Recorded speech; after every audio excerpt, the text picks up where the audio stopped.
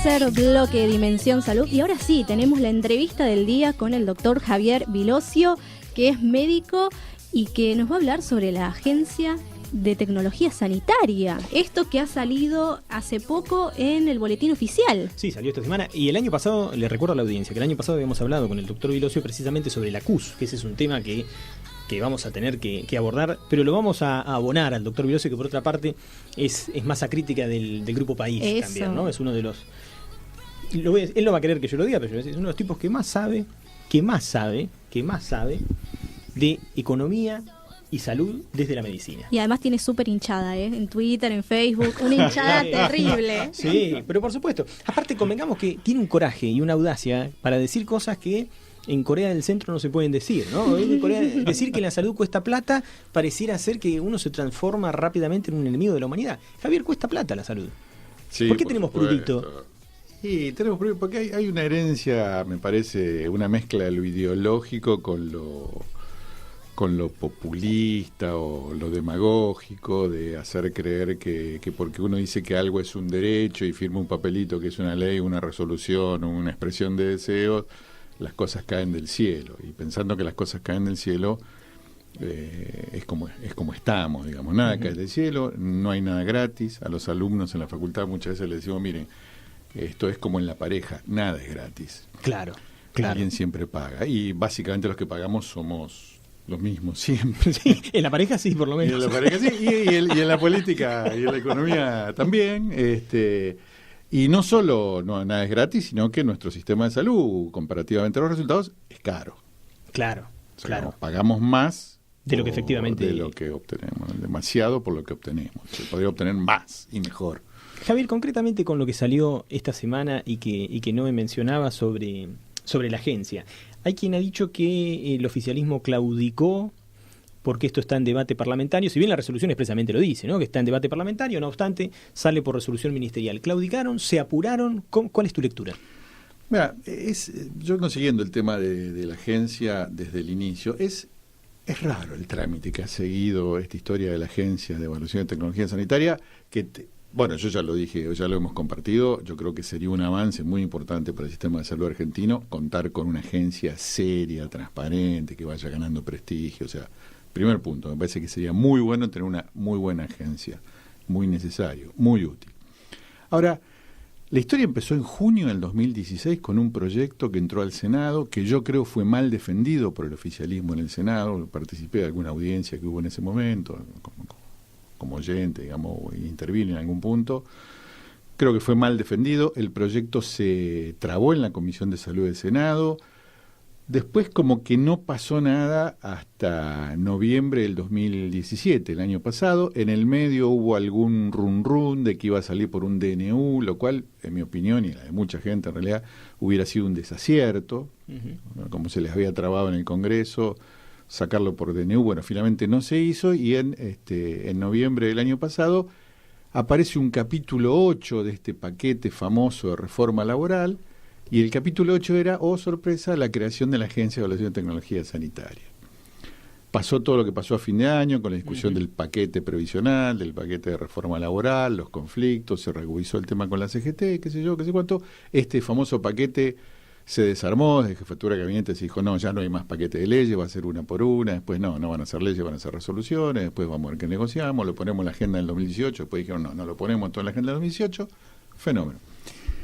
Y ahora aparece, se publicó hace pocos días, una resolución ministerial creando la CONETEC, la Comisión Nacional de Evaluación de Tecnología Sanitaria. ¿Qué es lo llamativo?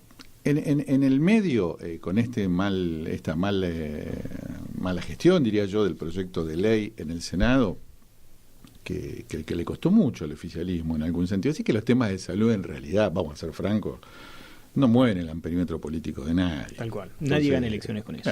Lo que estamos mirando el tema, hay un grupito, pero a la gente, como es lógico, no le preocupa la Agencia de Evaluación de Tecnología en Argentina.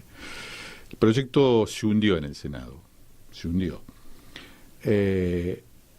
Pero cuando resurge como resolución hace 15 días, una resolución es una directiva que saca el ministro, está muy por debajo en su jerarquía al de una ley, Por supuesto, es una herramienta muy ejecutiva, el ministro la saca, dice, bueno, voy a crear la comisión y la va a crear. Ahora, le quita un componente importante que es la entidad que debiera tener una agencia de este tipo en la cual uno piensa en políticas de mediano y largo plazo. Yo sé que en la Argentina pensar en políticas para más allá de 6 meses, un año, es una cosa loca. Pero una agencia de evaluación de tecnología no puede ser pensada de otra manera, no puede ser una necesidad de la política coyuntural. Y cuando uno analiza la evolución del proyecto de la agencia de evaluación de tecnología, una lectura, yendo concretamente a tu respuesta, que uno puede hacer es que las idas y vueltas se correlacionan, como dicen los científicos muchas veces, con los vaivenes de la relación entre el gobierno nacional y el poder sindical. ¿Qué tiene que ver con el poder sindical? Tiene que ver con las obras sociales. Y el gobierno, en nuestra opinión, en mi opinión, desde el principio propagandizó la Agencia de Evaluación de Tecnología como la panacea, como la solución para un serio problema que tiene el sistema de salud argentino, que es la cuestión de la judicialización.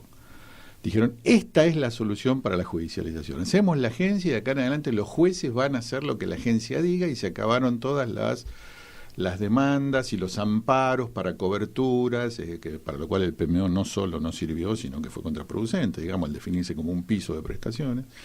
Es un problema serio el de la judicialización, es un problema serio el de los amparos, hay que resolverlo. Ahora, ¿es la agencia la herramienta que lo resolver? Muchos pensamos que no. Aparte, bueno, lo charlamos cuando vino Lugones, ¿no? Cuando vino el querido doctor Mario Lugones por este tema. Yo fui muy crítico de ese proyecto que efectivamente fue al Senado, no porque no estemos de acuerdo en la base, creo que estamos todos de acuerdo en que la agencia es necesaria. Ahora, el diseño constitucional que tiene la Argentina no permite hacer cosa juzgada. Con el dictamen de la agencia le pongamos el nombre que le pongamos y la ubiquemos donde la ubiquemos. Es decir, mañana el juez de mi pueblo, en General Pico La Pampa, te la declara inconstitucional porque tenemos un sistema difuso de control de constitucionalidad y te voltean la resolución de Rubinstein sin ponerse colorado. Entonces me parece que la reforma tiene que ser más de fondo, y coincido en esto, coincido en que efectivamente el manejo no fue bueno. Pero yo tengo una pregunta para hacer en torno a la competencia de esta, dos en realidad, en torno a la competencia. Esto significa que la competencia de la agencia o de la comisión en este caso descansa en la buena voluntad del juez que tiene que resolver en consultarla. Se lo puede pedir el abogado de la parte, el abogado de la contraparte. Nos vamos a enredar en una discusión, van a tardar 6 meses en resolver. ¿Cómo va a ser esto?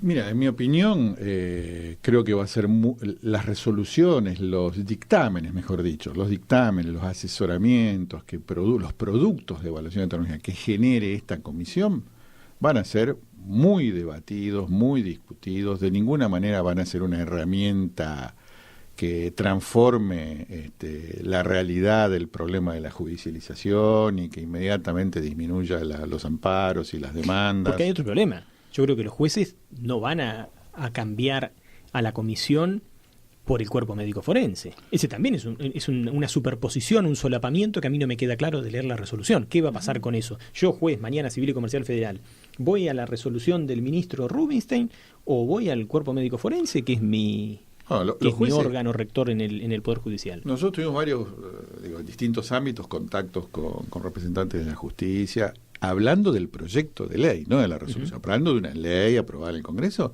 y los jueces fueron clarísimos. Miren, muchachos, ustedes hagan lo que quieran con el texto, le pongan que es obligatorio para nosotros, que es vinculante, pongan lo que quieran. La ley es lo que el juez dice que es. Esta fue la frase que nos dijo uno de los jueces invitados. Lo recuerdo. Además, un tipo muy macanudo, muy expresivo. Así, pongan lo que quieran. Me recuerdo, dijo, me invitaron a hablar de esto. Yo lo que tengo que decir es muy breve. La ley es lo que el juez dice que es. Así que ustedes pongan lo que quieran en la ley. Los jueces vamos a hacer lo que querramos en cada caso. No es por esta vía. Entonces, ahí se plantea el tema de fondo, que yo creo que se pone en peligro con una resolución, o hubiera sido también de la misma manera con un DNU, y es, necesitamos la agencia de evaluación, necesitamos una agencia de evaluación de tecnología seria, necesitamos una agencia de evaluación de tecnología que vaya ganando prestigio con el tiempo, con el accionar. La única forma de que gane prestigio una agencia de evaluación de tecnología, que, digo, para quien no nos escucha y por ahí no lo tiene claro, se va a referir a temas que implican miles de millones de mangos. Es decir, la agencia de evaluación de tecnología centra su accionar sobre un negocio multimillonario, que es básicamente el de los medicamentos y también dispositivos y equipamientos dentro del paquete. Entonces, por lo tanto, esto es muy sensible. Exacto, hay que estar atento a que va a haber lobbies y contralobbies. No, las presiones son normalmente enormes. En el mundo más civilizado, donde mucho de este lobby, las presiones son explícitos, transparentes, formalizados, se manejan de una manera. En países menos civilizados se manejan de otra.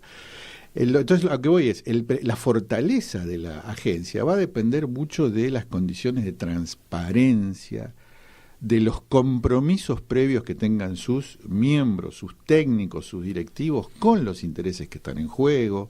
Es un tema muy, muy delicado que de ninguna manera va a resolver per se el problema de los sobrecostos o los costos elevadísimos del sistema por la vía de la judicialización, sino que es un proceso. Es decir, la agencia deberíamos verla no como un producto promocionado para resolver el problema de la judicialización, sino como un componente muy importante de una política integral de salud. Es un eslabón más de la política de salud que sin duda tiene mucho para aportar, pero en un proceso. Y para esto hay que darle independencia, transparencia, ser muy cuidadoso con los conflictos de interés de sus integrantes. Claro. Y ahí dijiste algo y era mi segunda pregunta. Vos hablaste de la transparencia de la comisión y también la composición de la comisión, en tu esquema o en tu modo de ver, ¿cómo debería estar integrada? ¿Cómo debería estar compuesta? Bueno, es muy interesante. El gobierno tiene claramente, desde el primer proyecto que entró al Senado, el segundo de la reforma laboral y ahora la CONETEC, tiene claramente, sostiene, digamos, lo que ya se había hecho, porque hay una cosa, Elian, que hay que decir. En realidad, Evaluación de Tecnología del Ministerio ya tiene una estructura formada, desde el año 2009. Para evaluar la tecnología. La Unidad Coordinadora, Evaluadora y Ejecutora de Tecnologías Sanitarias, la UCETS, que es una resolución que firmó Mansur.